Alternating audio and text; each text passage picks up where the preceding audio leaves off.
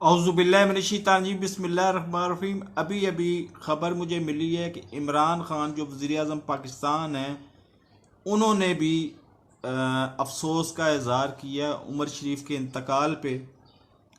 तो बिलाशुबा उमर शरीफ का काम इतना अजीम था कि उसके ऊपर वो तो क्या, मेरी ख्वाहिश तो ये है कि जो बाइडन भी उसके ऊपर अफसोस का इजहार करे, क्योंकि उसने इंसानियत की खिदमत की।